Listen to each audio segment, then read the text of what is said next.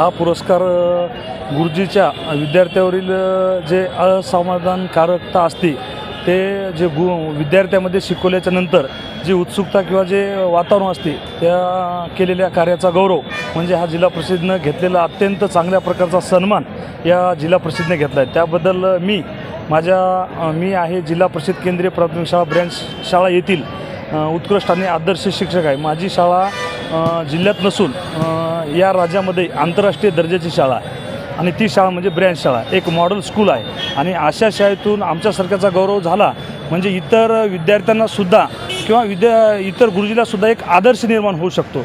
अशा प्रकारचं या कार्यक्रमाच्या निमित्तानं आम्हाला सांगावंसं वाटते आणि एक सुंदर आगळा वेगळा आणि एक चांगल्या प्रकारचा कार्यक्रम या ठिकाणी जिल्हा परिषद नांदेड यांनी या ठिकाणी आयोजित केलेला आहे। आता प्रत्येक पालकाची मानसिकता अशी झालेली आहे माझा विद्यार्थी किंवा माझं बाळ किंवा लेकरू हे इंग्रजी शाळेत शिकलं पाहिजे, पण आमची एक मॉडेल स्कूल अशी आहे अत्यंत खाजगी आणि इंग्लिश स्कूलसारख्या शाळेच्या माध्यमातून आमच्या शाळेमध्ये आम्ही त्या शाळेतून आमच्यासारख्या मॉडेल स्कूल असल्यामुळे तो सुद्धा कल आमच्या शाळेच्या निमित्तानं तो मोडण्याचा ती पद्धत आम्ही राबवलेली आहे।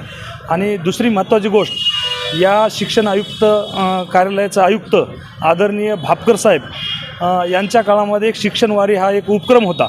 त्या उपक्रमामध्ये खाजगी शाळेतून जिल्हा परिषदेच्या शाळेमध्ये जास्तीत जास्त कशा प्रकारचे विद्यार्थी येतात त्यापैकी महाराष्ट्र राज्यातून सगळ्यात जास्त आमच्या शाळेनं नंबर लावले होता आणि शिक्षणवारीच्या माध्यमातून नागपूर या ठिकाणी आमच्या शिक्षकांचा गौरव केला होता। आणि हे चुकीची गोष्ट आहे। आता काय झालं प्रत्येकजण काय विचार करायला लागले की बाबा फक्त इंग्रजी शाळेत गेलं म्हणजे एखाद्या विद्यार्थ्याला फक्त तोडकं मोडकं घरी बोलता आलं म्हणजे इंग्लिश स्कूलमध्येच शिकला तो मोठा होतो नाही। अनेक अधिकारी प्रशासनातले प्रमुख व्यक्ती अत्यंत हालाकीच्या परिस्थितीमध्ये जिल्हा परिषदेच्या शाळेमध्ये शिकले आहेत हे आम्ही अत्यंत आमच्या शाळेच्या माध्यमातून आम्ही पटवून दिलेलं आहे।